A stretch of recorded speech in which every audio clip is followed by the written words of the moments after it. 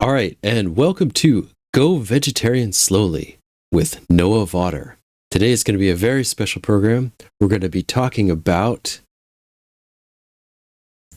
your first vegetarian challenge. Now, the idea behind Go Vegetarian Slowly is that we're going to spend this new year, this 2025, slowly going vegetarian. So each month or each week, there's going to be a new vegetarian challenge. Are you up for it? Each vegetarian challenge is going to teach you a little bit about how to be a vegetarian and to get your mind prepared for it, to ease you into it gradually, and also to motivate you. So let's take a look at the very first vegetarian challenge of 2025 Go Vegetarian Slowly. Are you ready? You are dared to eat one vegetarian meal completely on purpose. Okay?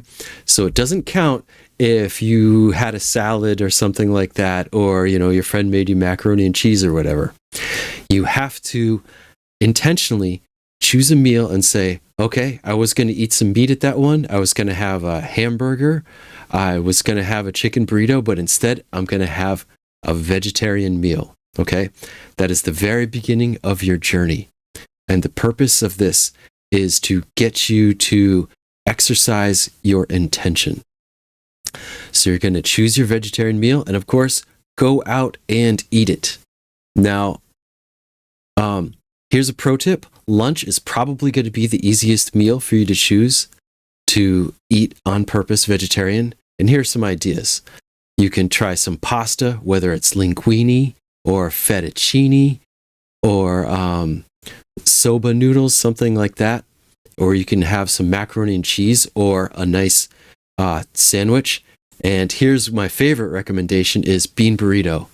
Vegetarians love their bean burritos, and they're just very delicious, and you can get them all over the place. And they're usually even reasonably priced. If not, you can make your own bean burrito. And then the other one is if it's winter where you are and it's really cold out, get yourself some hearty soup. Spend like $2 on the supermarket on one of those big things of minestrone or kidney bean soup, something like that. All right. And that's your vegetarian challenge for this week. Why don't you look into doing that and then write down in the comments which meal you're going to eat or how well it worked out for you. What did you go through mentally? Was it easy for you? Did you eat at home or did you go out? Now, the next thing that we're going to do is we're going to look at some facts, all right? The purpose of these facts is also to motivate you and to understand why people are going vegetarian and why it'll be really good for you and people you know to go vegetarian. So I like to split this into 3 different groups. There's the environmental facts, then there are the facts about the animals, and then there's the fact about your own personal health, which is also improved when you go vegetarian. So let's take a look at the first fact. Meat reduction is better than perfect vegetarians and vegans combined. All right, so what does that mean? That means that if you looked at all the animals that were spared because of all the vegetarians in the world, and you looked at all the animals that were spared because of the vegans out there, and then you combined all of those animals together, meat reducers save even more animals than that. Okay? So it seems kind of hard to believe. I'll tell you where I got this. I got it from a book called Creating a Vegan World. It's a really great book.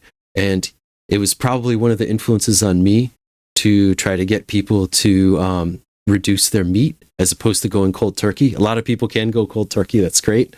But for people who need to learn how, this is that's why I created Go Vegetarian Slowly.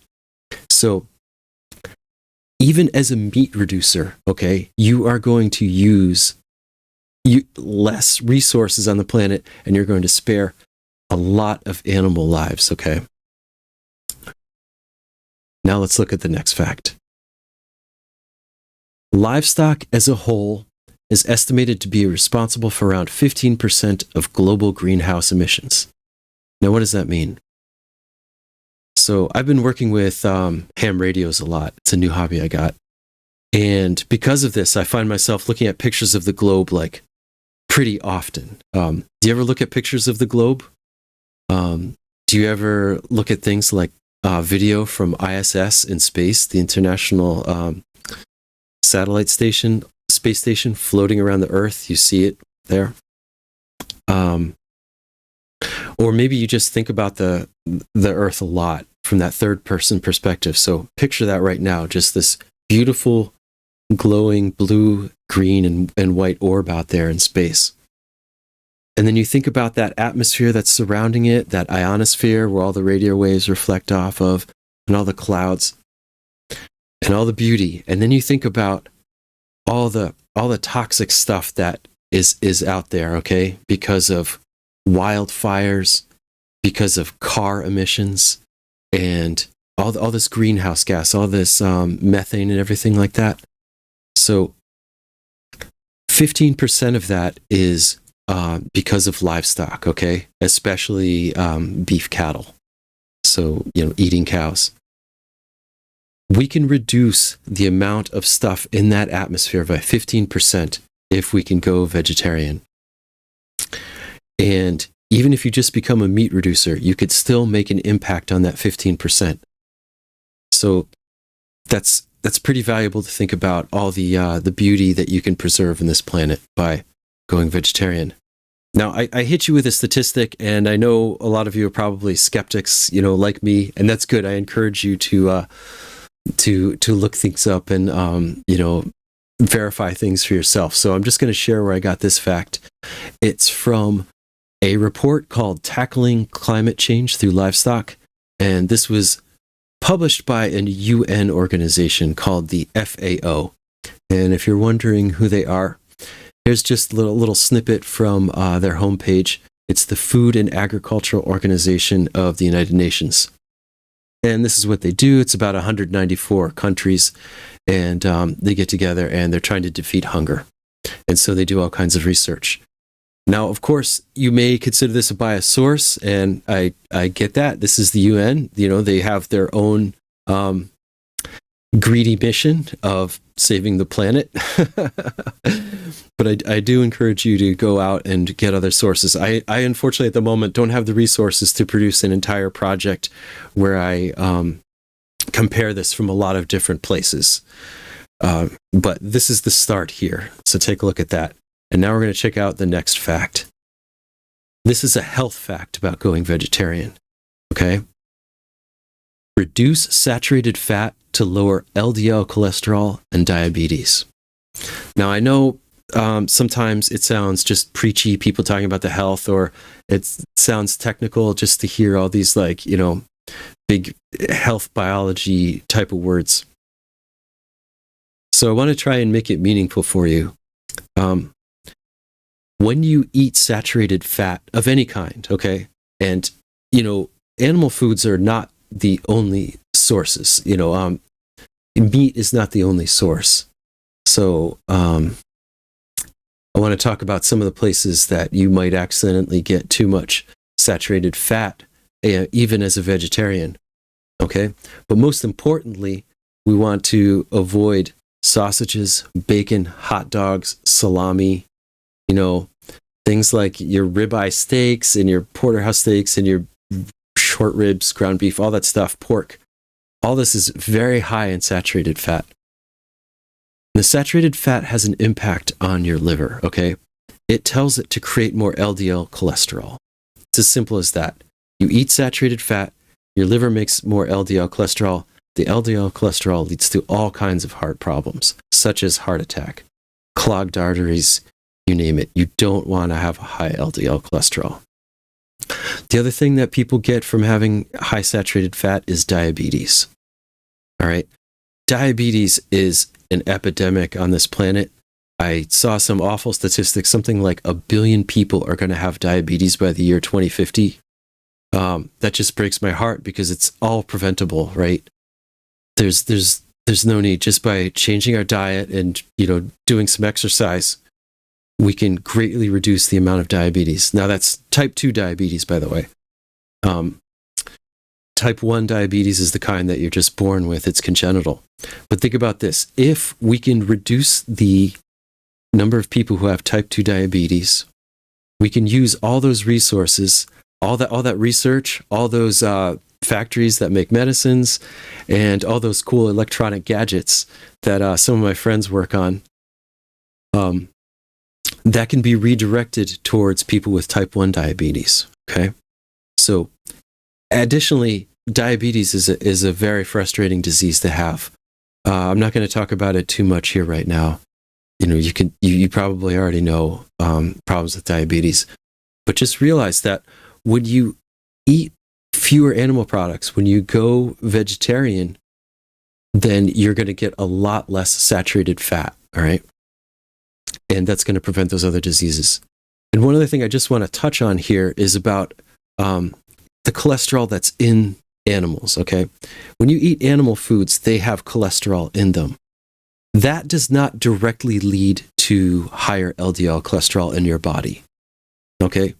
From what I understand, it may have some impact on it, but it's not a very serious problem compared to the saturated fats that you're getting. So, how can we get some healthy fats? All right. So I want to just bring out the good old classics, right? It's your nuts, it's your seeds, avocados, olive oil. Now, while we're talking about oils, I know there's a lot of information going on about seed oils. A lot of people are very concerned about them.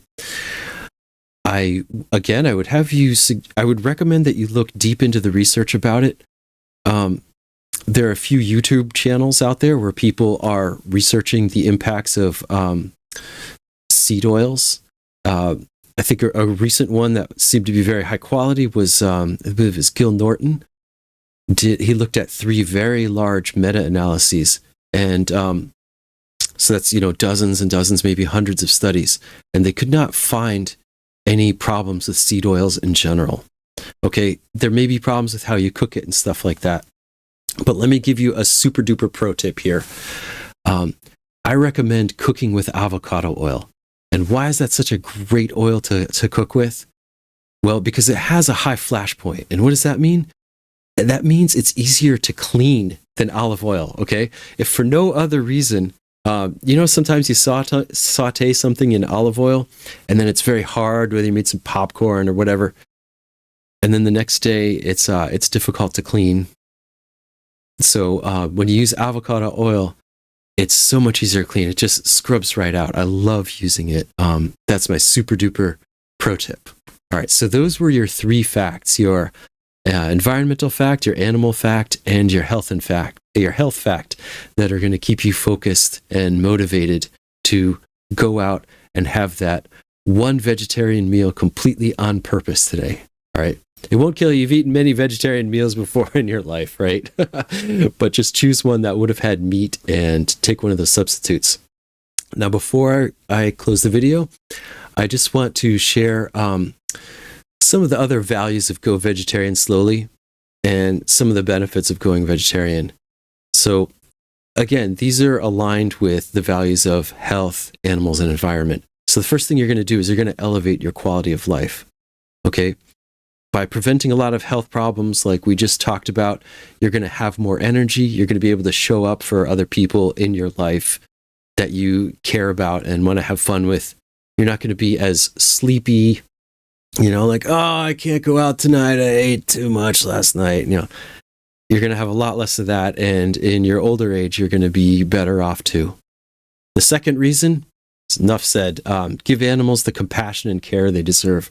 We all love animals. I'm not going to go too far into this, but a lot of it goes into our awareness, and we're gaining in awareness. It's clear that humans relied on animals, consuming them to get to this point of evolution. And of course, many animals do consume other animals, but we now have the gift of awareness, right? We are Homo sapiens. We are the knowing creature, and we are now aware of the devastating effects of consuming animals. And we now understand that we have compassion for them.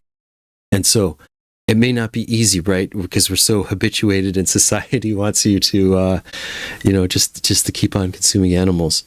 But now that we have this awareness, we're going to reduce our meat and we're going to give animals the compassion and care they deserve.